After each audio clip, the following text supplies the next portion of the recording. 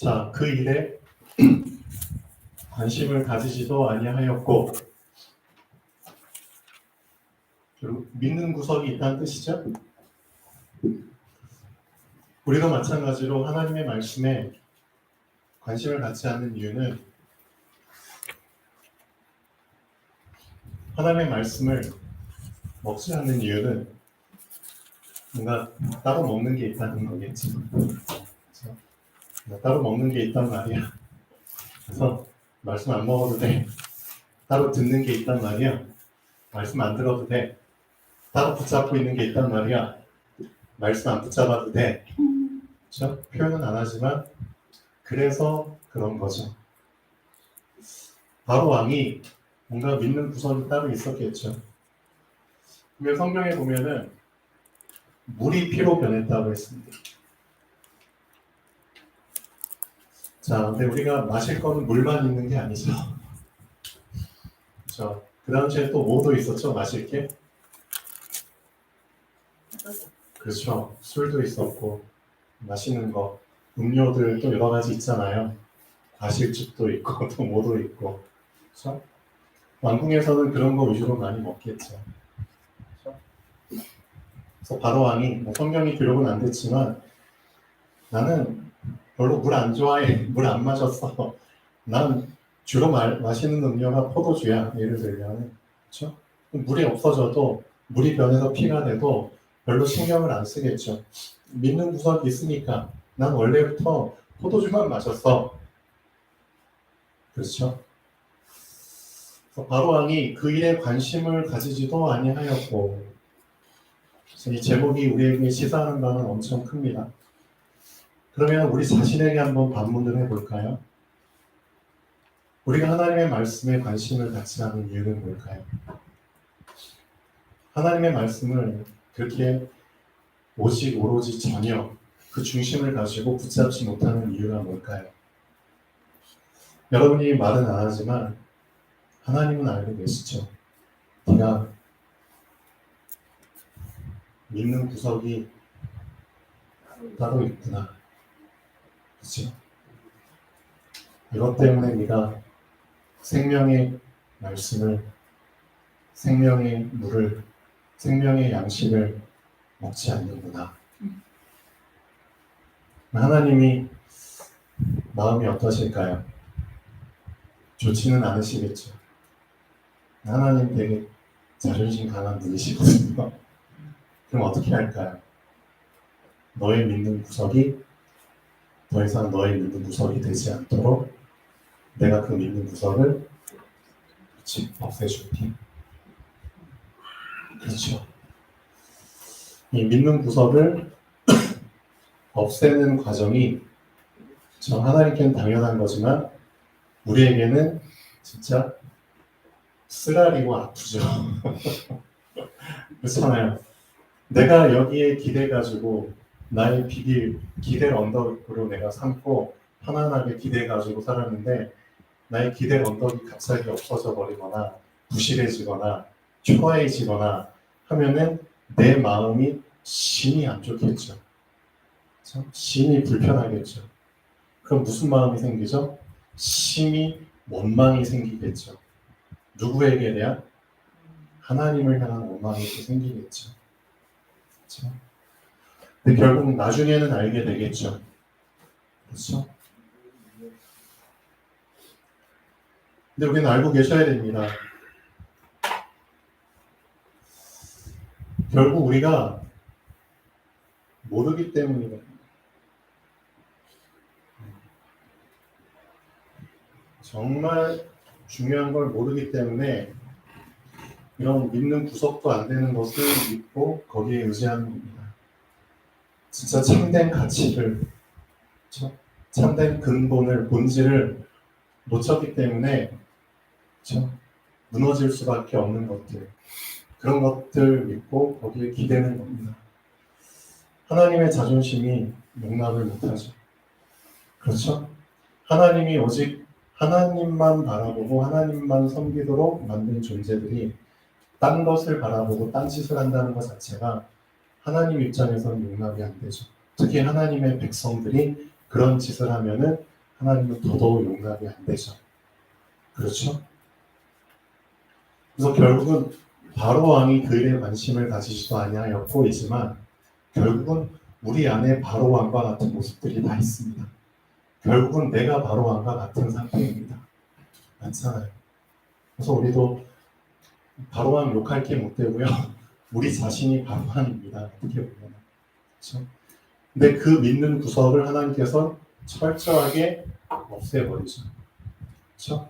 그 믿는 구석들을 하나씩 하나씩 철저하게 가져가 버리죠. 그렇죠? 그 과정이 우리에겐 되게 혹독한 시련과 고난과 재앙과 저주의 연속이겠지만 그 과정을 통해서 우리는 알게 됩니다. 뭘 알게 되죠? 아, 이것들은 진짜 믿을 구석이 아니구나. 그렇죠? 내가 믿어야 될 분은 오직 한 분밖에 없구나. 그 사실을 알아가는 겁니다. 알아가는 과정. 그렇죠? 그래서 애를 낳을 때도 진통이 있어야 되잖아요. 그렇죠? 많은 그 임산부들이 고통 없이 통증 없이 애를 낳고 싶어 하는데 그렇지 않습니다. 성경에서 분명히 얘기하고 있거든요. 그렇죠? 해산하는 고통을 통해서 아기를 낳게 되는 겁니다.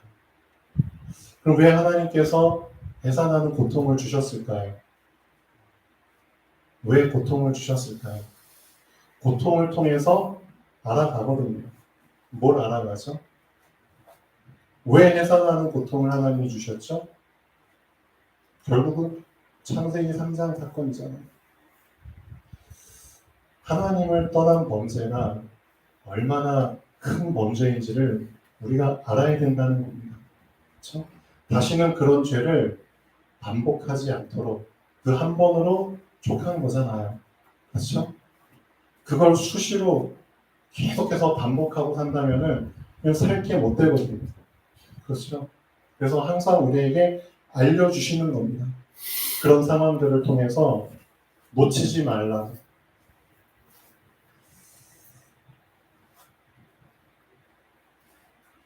저희 집 앞에 현수막이 하나 붙어 있거든요. 저희 경포에. 제가 이제 오고 가면서 현수막들을 보는데 이런 현수막이 붙어 있어요. 우리 집은 예쁜 전원주택이었습니다. 불타기 전에는. 이런 현수막이 붙어 있어요. 근데 이걸 보고 참 많은 생각이 들더라고요. 얼마 전에 산불이 났잖아요. 전원주택들이 많이 탔거든요. 지금도 이분들은 아레나 아이스 경기장에서 또 지내고 계시겠죠. 근데 이 글을 보면은 이 글을 쓴 사람의 심정이 많이 느껴지죠. 우리 집은 예쁜, 그렇죠? 그냥 전원주택도 아니고 예쁜 전원주택이었습니다. 과거형으로 썼죠. 맞죠? 불타기 전에는. 이제 이런 글들을 써붙이면서 뭔가 도움을 청하는 거겠죠. 그렇죠? 정부에서, 나라에서 어느 정도 보상도 해주고 이런 상태로 좀 회복될 수 있도록 도움을 달라는 그런 뉘앙스도 들어있겠죠. 근데 그걸 떠나서 여기에서 우리가 붙잡아야 될 건 뭘까요? 과거에 예쁜 전원주택이었지만 지금은 흔적도 없어. 지금 그 자리에 가보면은, 그렇죠? 지금 덤프트럭들하고 포크레인들이 다 작업해가지고 불탄 거 있잖아요. 흔적들. 그렇죠? 부서진 잔해들 다 철거하고 청소하고 지금 그 빈터만 남아있거든요. 대부분의 집들이. 그래서 이 사실을 모르고 그 집에, 그 현장에 간 사람들은 그곳이 어떤 집이었는지도 몰라요. 얘기해주기 전에는 몰라. 그냥 여기는 공터네. 그냥 그렇게 생각하고 지나칠 만큼 아무것도 없어요. 무슨 뜻이죠? 과거에 우리 집이 예쁘든 뭐하든 전원주택이었든 뭐 예쁜 성이었든 그게 과거가 현재를 책임져 주지 못한다는 거예요. 중요한 겁니다. 과거가 나를 책임져 주지 못해요. 그러니까 과거에 매여 있을 필요가 없는 겁니다. 그렇죠? 근데 이 글을 보면은 과거에 매여 있는 그 모습이 부단하게 드러나요. 빨리 그 과거처럼 돌아가고 싶어. 과거의 예쁜 전원주택에서 내가 먹고 잤는데 빨리 과거로 돌아가고 싶어. 근데 지금 그 과거는 사라지고 없잖아요. 우리도 마찬가지입니다. 과거가 나를 책임져 주지 않아요. 무슨 뜻이죠? 빨리 과거에서 벗어나야 됩니다. 여러분이 과거에 어떻게 살았든, 과거에 어떤 영화로운 삶을 살든, 어떤 비참한 삶을 살든, 그건 그렇죠? 그게 나를 책임져 주는 게 아니죠. 그래서 과거의 상처에서, 과거의 올무에서 빠져나와야 되는 겁니다. 자꾸 과거 얘기하는 사람들은 빨리 빠져나오셔야 됩니다. 맞죠? 그러면은 현재가 나를 책임져 주나요? 아니죠? 너무 현재 믿고 만만하지 마세요. 자신만만하지 마세요. 현재도 어떻게 변할지 아무도 모릅니다. 맞죠? 지금 현재 내가 돈이 얼마 있고 집이 이렇게 있어.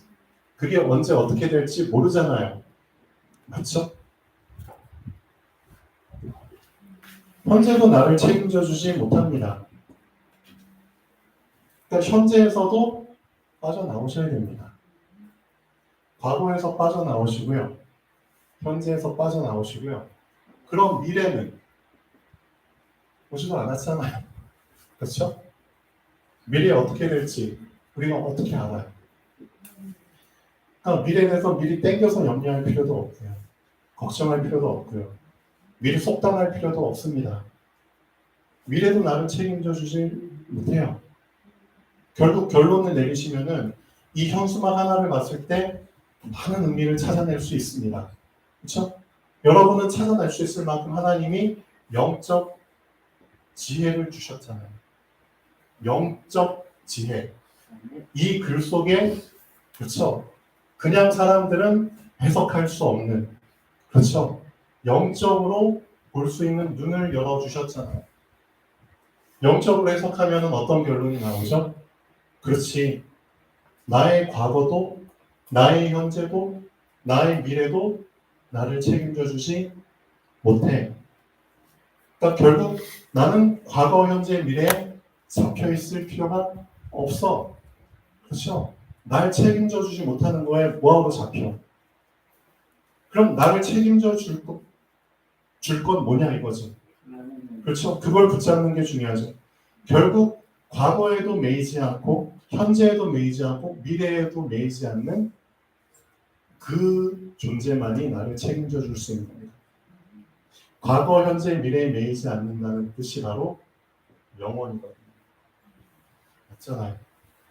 영원입니다. 이 영원이라는 것을 소유하신 분만이 나를 책임져 줄 수 있는 겁니다. 영원을 지배하시는 분이 한 분 계시잖아요. 이분한테는 시간 개념 자체가 필요가 없습니다. 그렇죠? 제한적 존재가 시간의 개념이 필요한 거지. 맞잖아요. 제한되어 있기 때문에. 유한한 존재이기 때문에 시간이란 개념이 필요한 거지. 유한한 존재이기 때문에 과거가 중요하고 현재가 중요하고 미래가 중요한 거지.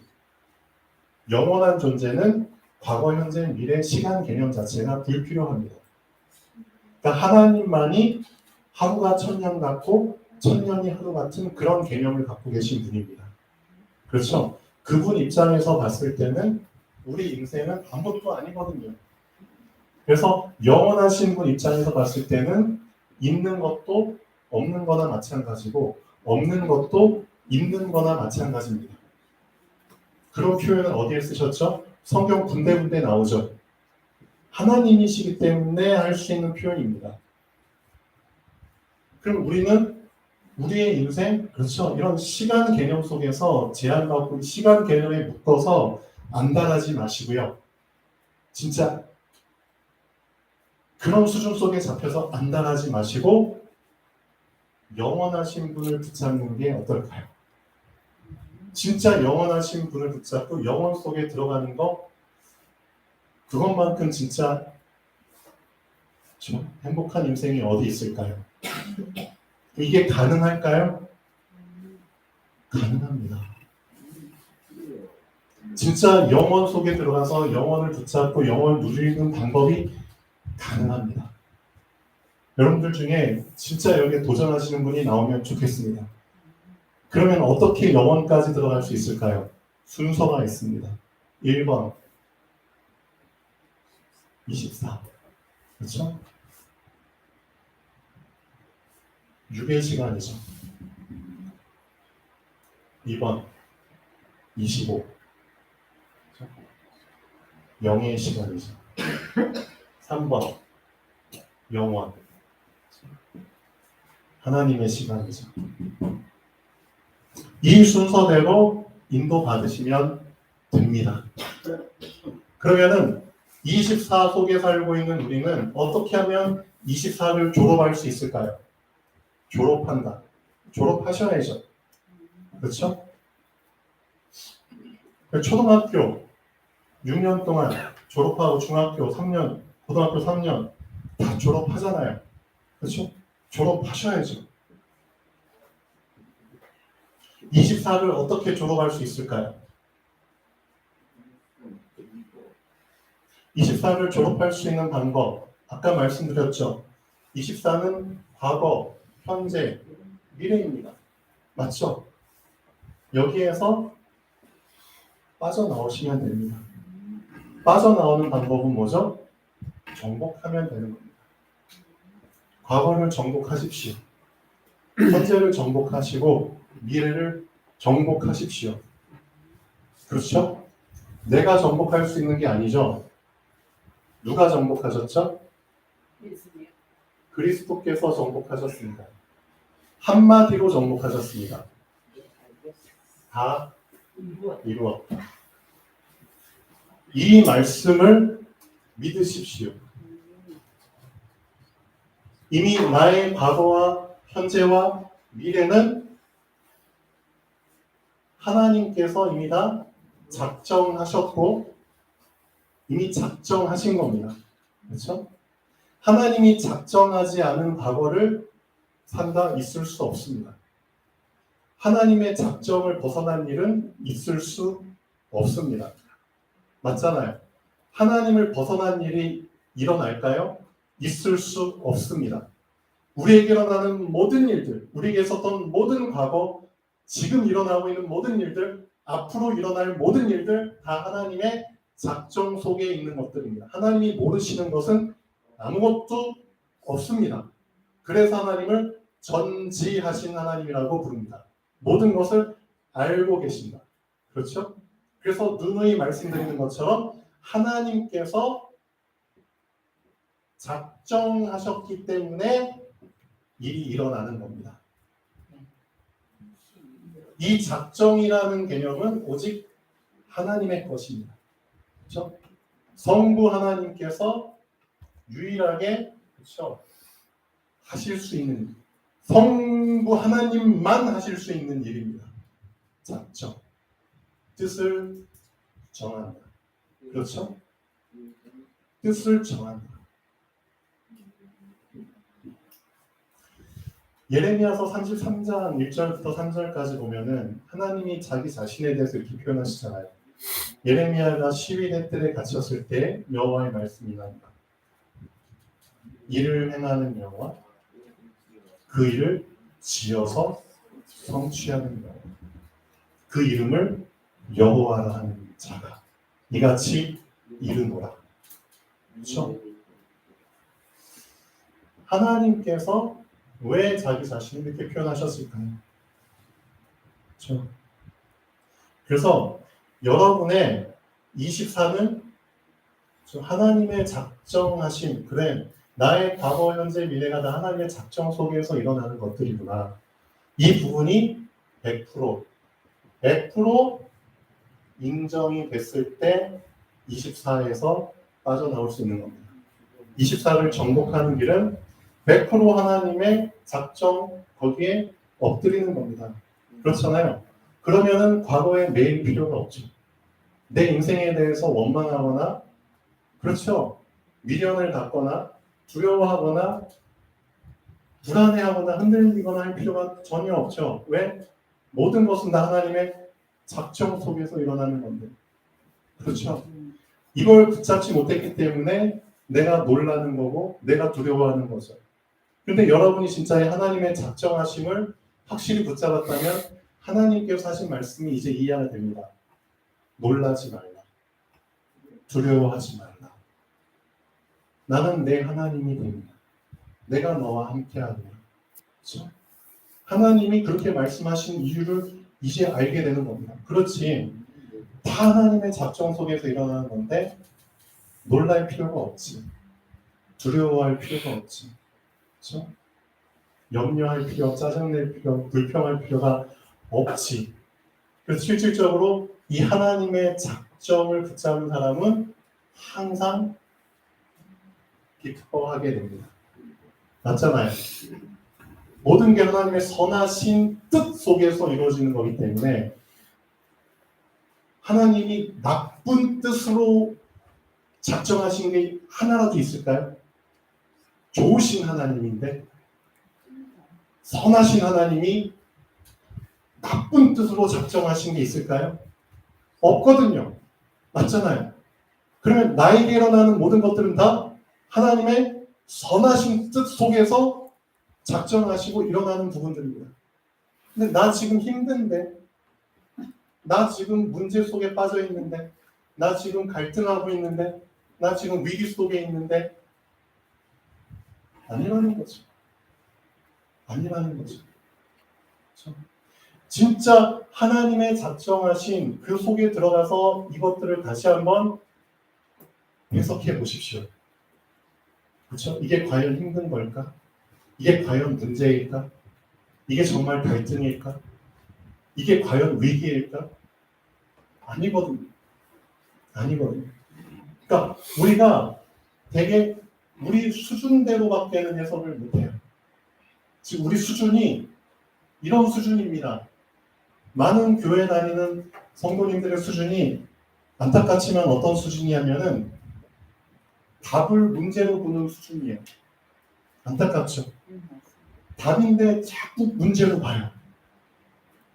수준이 지금 그래요. 갱신의 기회인데 자꾸 갈등으로 봐요. 그렇죠? 정말 기회를 주셨는데 위기로 막 그렇죠? 위기로 보고 자꾸 피하려고 그래요. 완전 거꾸로 보고 있죠. 그러니까 지금 거꾸로 보고 있는 게 맘대로 지금 계속 청개구리처럼 생각하고 있는 게 실제 우리 믿는 자들의 수준입니다. 그렇죠? 왜 이렇게 생각할 수밖에 없죠?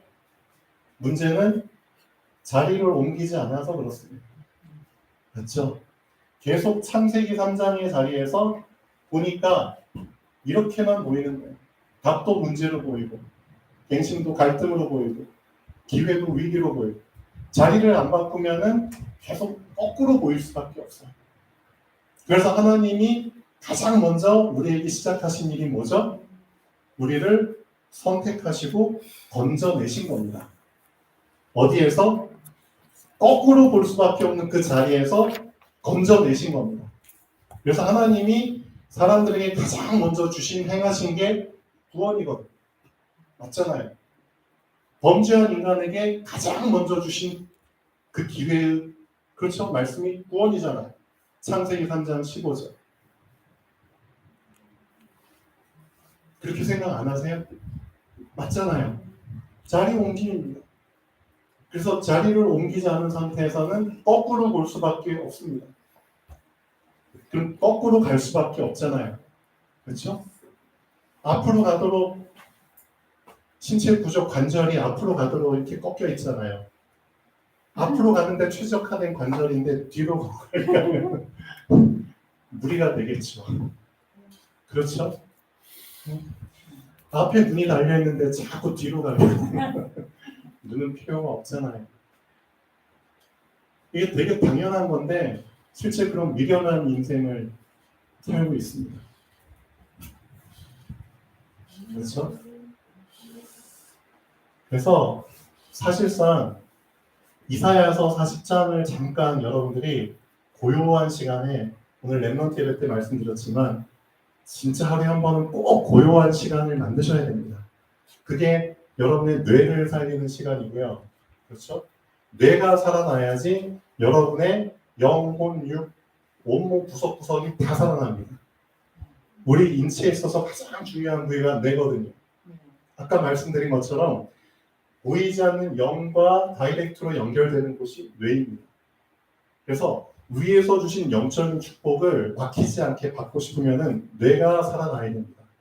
뇌를 살리는 시간을 꼭 가지셔야 됩니다.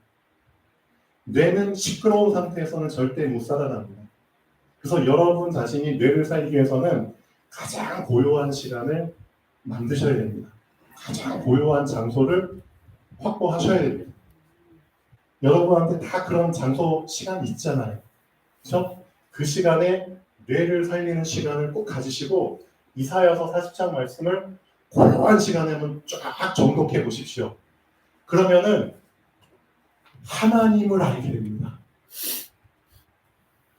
진짜 하나님을 알게 됩니다. 하나님을 모르기 때문에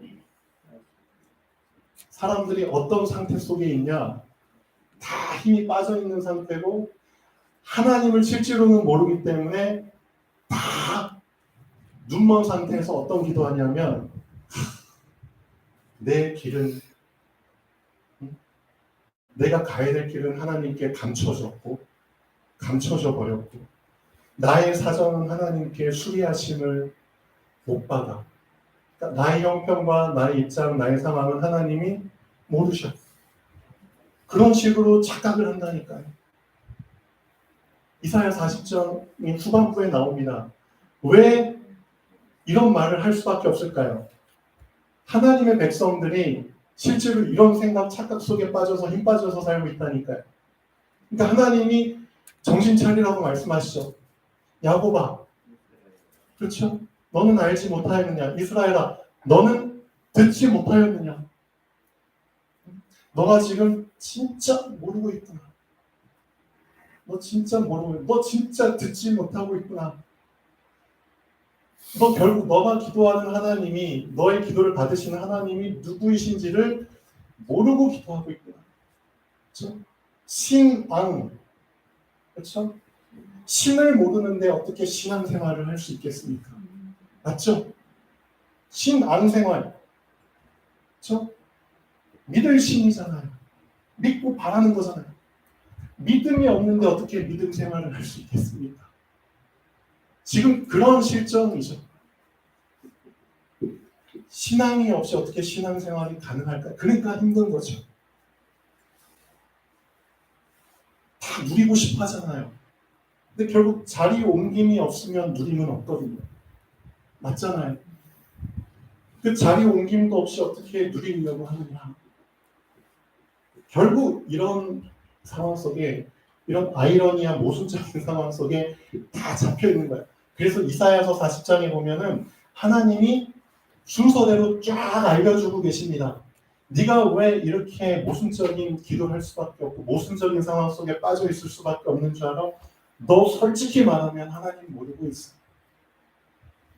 하나님 모르고 하나님 믿는다고 지금 너는 까불고 있는 거야. 자, 이사야서 40장 잠깐 볼까요? 고요한 시간에 한 번 더 읽어보시면 좋겠습니다. 자, 이사야서 40장 잠깐 보겠습니다. 자,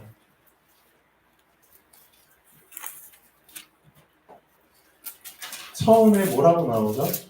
너희 하나님이 이르시되 너희는 위로하라. 첫 번째 이 말씀 먼저 하십니다. 너희는 위로하라. 내 백성을 위로하라. 자, 하나님의 시작입니다. 왜 위로해야 되죠? 2절 보시면은 자, 그 노역의 때가 끝났고 힘든 노역의 때가 끝났고 그 죄악이 사함을 받았느니라. 어느 정도까지 벌 받았죠? 그의 모든 죄로 말미암아 여호와의 손에서 벌을 배나 받았느니라. 그러니까 죄값을 다 치렀다는 거죠. 그렇죠? 그러니까 이제 위로를 받으면 돼. 이게 시작입니다. 그렇죠? 두 번째, 그러면 어떻게 하면 되죠? 자, 실제로 애굽에서 우리의 모든 죄값이 해결된 거잖아요. 누구의 피로 말미암아? 그렇죠? 우리 주 예수 그리스도 6월절 어린 양의 피로 말미암아 애굽에서 모욕을 많이 했잖아요. 애굽에서 많은 죄값을 엄청 받았잖아요. 배나 받았잖아요. 예를 들면. 근데 거기에서 이미 다 해결됐잖아요. 애굽에서. 그러니까 위로를 받고 이제 너희는 거기서 더 이상 있을 필요가 없는 거야. 그럼 이제 너희가 갈 곳은 어디야? 광야야, 광야. 그렇죠? 그래서 3절에 보면은 어디서 외치라고요? 외치는 자의 소리여 이르되, 그렇죠? 너희는 광야에서 여호와의 길을 예비하라. 그렇죠? 그럼 광야에서 이제 새로운 시작을 하라는 거잖아요. 어떤 시작을 하는 거죠? 여호와의 길을 예비하라. 이게 우리의 시작이 돼야 되죠. 그렇죠? 그 다음에 우리 하나님의 대로를 큰 길이죠. 평탄케 하라. 그렇죠? 길이 막 부비쳐 있고 막 이렇게 막 해요. 솟아 있고 막 평탄케 해야 되잖아요. 평탄화 작업을 해야 되잖아요. 저희 밭도 지금 평탄화 작업을 했잖아요. 왜 이걸 해야 되죠? 그 위에 뭔가가 그렇죠? 지나가거나 뭔가가 세워진다는 뜻이잖아요. 그 위에서 뭔가를 할 것이기 때문에 평탄화 작업을 하는 거잖아요. 그러니까 결국 광야에서 새로운 시작을 해야 되는데 여러분들은 두 가지를 준비하셔야 되는 겁니다. 여호와의 길을 예비하라. 이게 무슨 의미죠? 여러분 광야 가보셨나요? 사막 가보셨나요? 저도 못 가봤는데요. TV 보면은 진짜 광야 사막 한가운데 딱 있으면은 사방이 다 똑같이 보여요. 맞죠? 사방이 다 그냥 끝없는 펼쳐진 그냥 광야예요. 그렇죠? 거기에서 뭘 하라고요? 길을 예비하라고 말씀하셨어요. 길이 없는 사방을 봐도 다 똑같이 보이는 그곳에 길을 예비하라는 말씀을 하셨습니다. 그러면은 거기에서 길을 만든다는 건 어떤 의미일까요? 그렇죠? 길을 만든다는 건 어떤 의미일까요? 그렇죠? 방향을 설정해 주신 겁니다. 맞잖아요.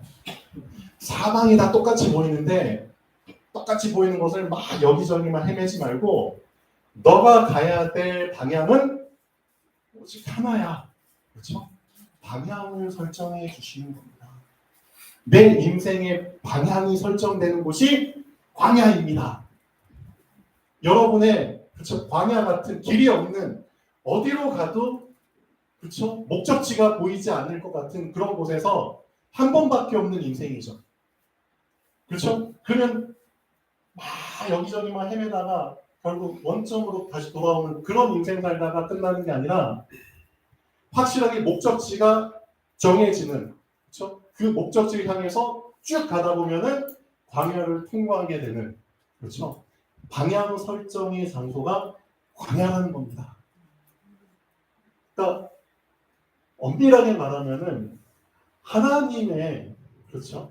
하나님의 길을 예비하지 못하는 사람은 인생을 그냥 원점에서 살다가 가는 사람들입니다. 이해되시나요? 아무런 진전 없이 그냥 뺑뺑 돌다가 그냥 가는 사람들입니다. 성경에 보면 분명히 나옵니다. 하나님의 길을 그래서 예비하는 자가 광야에서 빠져나가는 유일한 자들입니다. 맞잖아요. 그렇게 하려면 어떻게 하라고요? 첫 번째, 죄값을 치러야 된다는 겁니다. 그 노역의 값을 치러야 된다는 겁니다. 무슨 뜻이죠? 나의 옛사람, 나의 창세기 3장, 나의 애굽에서 빠져나와야 된다는 뜻입니다. 그렇죠? 그 값을 그리스도께서 치러주셨다는 겁니다. 그렇죠? 그 그리스도를 붙잡은 사람이 사실상 광야를 통과할 수 있는 유일한 사람입니다. 그래서 그리스도가 애굽에서도 사실은 길이 되셨고 광야에서도 길이 되시고 가나안에서도 길이 되시는 겁니다. 그렇죠? 그래서 광야에서 여러분이 붙잡아야 될 거는 누구입니까? 여호와의 길을 예비하라. 이제 방향성을 갖추라. 딴 거에 신경 쓰지 마. 좌우로 치우치지 말고 다른 거에 인생 허비하지 마. 네가 갈 방향은 사실은 하나밖에 없어. 그렇죠? 방향 설정을 하는 곳이 광야입니다. 그 다음에 뭐 하라고요? 하나님의 길이 예비됐으면 그 길을 어떻게 평탄화하는 작업을 해라. 울퉁불퉁한 것들, 장애물들을 다 걸러내는 겁니다. 그렇죠? 그런 작업들을 하는 겁니다. 자, 그 작업들을 4절에 보면은 어떻게 표현하고 있죠? 네 가지로 표현하고 있죠. 자, 하나님의 대로를 평탄화시키는 작업. 자, 어떤 길들이 있기 때문에, 어떤 곳들이 있기 때문에, 골짜기들이 있기 때문이죠. 그럼 골짜기는 어떻게 해야 돼요? 쑥 들어간 곳은 메꿔야죠. 두 번째, 볼록 솟은 곳은 그렇죠. 잘라내서 좀 낮게 만들어야죠. 그 다음에 또 이렇게 막 부비친 곳은 어떻게 해야 돼요? 이런 것들은 쫙 펴서 그렇죠? 일자로 만들어야죠. 그다음에 네 번째, 막 울퉁불퉁 막 솟아있는 것들은 쫙 평탄하게 갈아내야죠. 이게 우리의 인생에 오는 영적 상태들입니다. 그렇죠? 이런 상태 속에 잡혀있게 되거든요. 골짜기 같은 상태, 어떤 상태죠? 막심하거나 절망하거나 그렇죠? 그냥 한숨이 그냥 꺼지거나 그럴 필요 없다는 거죠. 볼록 올라와 있는 상태 뭐죠? 교만하거나 자만하거나 하늘 높은 줄 모르고 막 내가 높이 올라가 있는 상태. 그렇죠? 그럴 필요가 없다는 거죠. 이렇게 길이 가다가 뭐 왼쪽으로 꺾이고 오른쪽으로 꺾이고 막 그렇죠? 요리조리 그렇죠? 우왕좌왕 갈팡질팡 그렇죠? 그럴 필요가 없다는 거죠. 뻘럭뻘럭 솟아 어떤 상태죠? 얼굴이 막 울그락불그락 그렇죠? 내 마음과 감정이 조절이 안 되는 그렇죠? 내 뚜껑 열리고 막 오르르 막 끌어오르고 그럴 필요가 없다는 거죠. 내 감정이 컨트롤 안 될 필요가 없는 겁니다. 왜? 이것들은 다 어떻게 되기 때문에 5절에 보시면은 그 답이 나오죠. 여호와의 영광이 나타나면은 이런 것들은 다 필요 없는 것들. 다 끝나는 거야. 진짜 여호와의 영광을 봐버리면은 그렇죠? 진짜 하나님의 임재를 봐버리고 진짜 하나님을 만나게 되버리면 이런 육신적인 것들은 다 필요가 없는 것들이야. 맞잖아요. 그래서 여호와의 영광이 나타나면 모든 육체가 그걸 보게 되는 거야. 그러니까 육체에 매일 필요가 없어. 너희들의 근본적인 목적은 뭐야? 여호와의 영광을 예비하는 거야. 그렇죠? 여호와께서 영광 중에 나타나시면 끝나는 거예요. 사실 육신 수준은 끝나는 겁니다. 그게 광야에서 우리가 해야 될 준비입니다. 우리 자신을 광야에서 세팅을 시키라는 게 무슨 세팅이죠? 하나님을 제대로 영접하기 위한 세팅을 사실은 광야에서 시키시는 겁니다. 맞죠? 하나님을 영접하려면 하나님이 오는 길이 정해져 있잖아요. 그래서 방향성을 갖추라는 겁니다. 하나님은 이쪽으로 오시는 때문에 자꾸 저쪽을 보죠. 그러니까 얼굴을 고개를 틀어야겠죠. 방향성을 갖추라는 겁니다. 그렇죠? 그래야지 도킹이 되잖아요. 그래서 결론을 내라는 겁니다.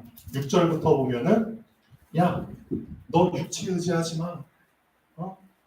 너의 육체 잘 표현하셨죠? 응? 육체는 들의 풀과 같아. 풀이야. 풀은 그냥 밟으면 그냥 다시 들고 없어. 조금이 없어지는 것들이야. 육체의 아름다움은 그 꽃과 같아. 꽃도 다 시그러들잖아. 맞잖아요. 풀은 마르고 꽃은 시드는 거야.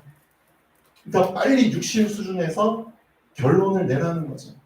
잠깐 있다가 없어지는 것에 인생 걸지 마. 영원한 것에 인생, 아까 얘기했죠. 영원한. 그렇죠? 24에서 빠져나올 수 있는 길은 영혼을 붙잡으면 돼요. 영혼을 붙잡을 수 있도록 하나님 우리에게 광야를 통과하게 하시는 겁니다. 그렇죠? 여러분 각자가 다 광야를 통과하고 계시죠? 목적은 그거에 영원하신 분을 만나라는 겁니다. 그 영원하심 속에 들어가서 그렇죠? 영원 수준을 누리라는 겁니다. 그렇죠? 그 영원 수준을 누릴 수 있도록 주신 영원한 게 여호와의 말씀은 영영이 서리라. 그렇죠? 그래서 광야에서는 오직 말씀 붙잡고 통과하는 겁니다.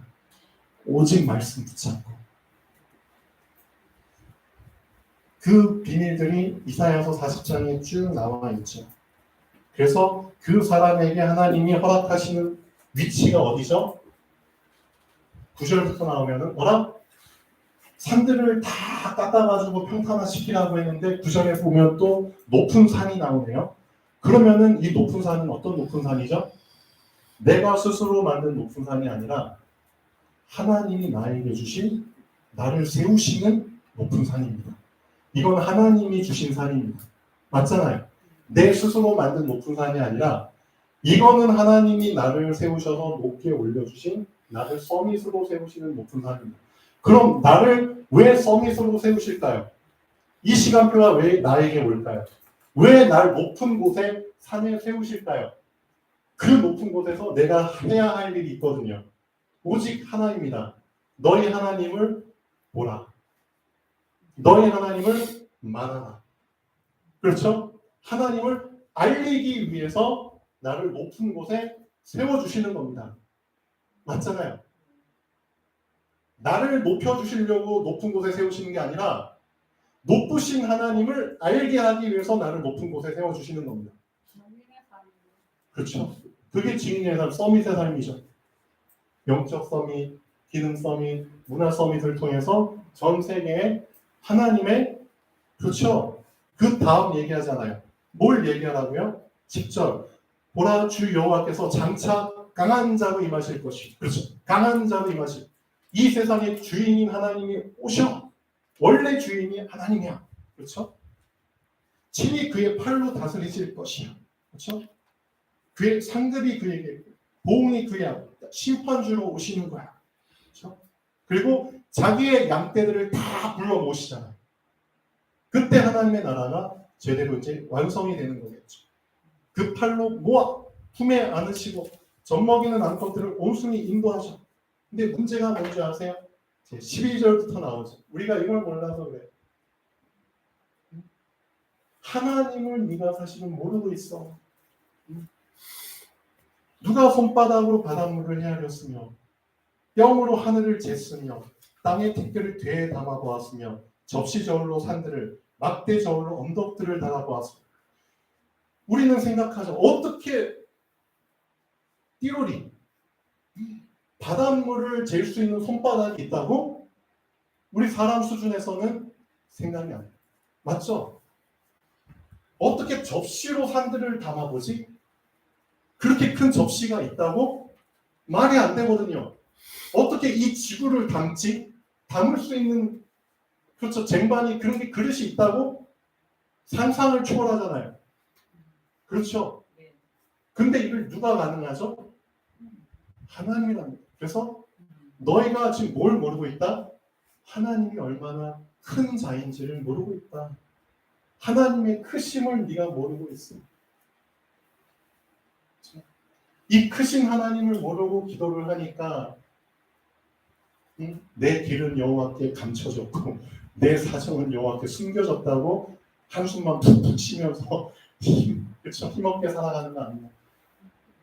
너가 기도하는 하나님은 어떤 하나님이야? 그렇죠? 이렇게 크신 하나님이다. 그렇죠? 또 12절에 보면 뭐라고 나오죠? 여호와 하나님 이전에 누가 있었어? 없다는 거잖아. 여호와 하나님을 지도한 가르친 자가 있었어? 없다는 거잖아요.